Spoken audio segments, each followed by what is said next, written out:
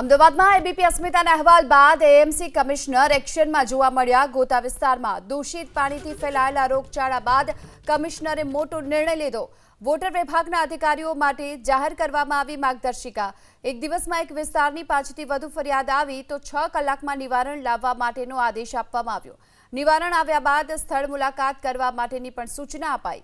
ઇજનેર, આરોગ્ય અને ડ્રેનેજ વિભાગને સ્થળ મુલાકાત લેવા માટેની સૂચના અપાઈ। दूषित पानी फरियाद आवती होय ते विस्तारमां टेंकरनी व्यवस्था पण करवानी सूचना। दूषित पानी फरियाद धरावता विस्तारोमां क्लोरीननी गोळीओनो सप्लाय पण करवा माटेनो आदेश अपायो छे। तेनी साथोसाथ जो दूषित पानी आवतुं होय तो ते स्थळनी ओळख करी अने 12 कलाकमां कामगीरी पूरी करवानी रहेशे। कामगीरी पूरी थया बाद झोनना डेप्यूटी कमिशनरने सही साथेनो एक रिपोर्ट पण मोकलवा माटेनो आदेश छे। વધુ વિગતો મેળવીએ સંવાદદાતા કુશાંગ આપણી સાથે જોડાયા છે। કુશાંગ, કયા પ્રકારના હવે આદેશ આપવામાં આવ્યા છે અને શું તકેદારી રાખવી પડશે હવેથી?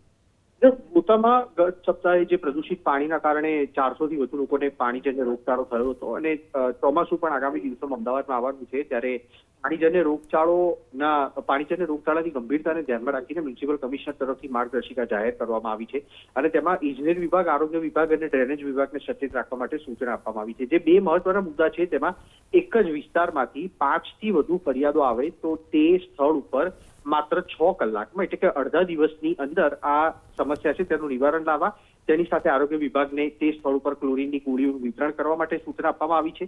12 કલાકની અંદર જે પણ સ્થળે બ્રેકડાઉન સર્જાયું હોય અથવા ગટરના કે પાણીની લાઈન છે તે મિક્સ થઈ ગઈ હોય તેનું સમારકામ કરવાનું રહેશે। ડેપ્યુટી કમિશનર છે તેને આ ઝોનનો રિપોર્ટ છે તે મોકલવાનો રહેશે, તેની સહી રહેવાની રહેશે।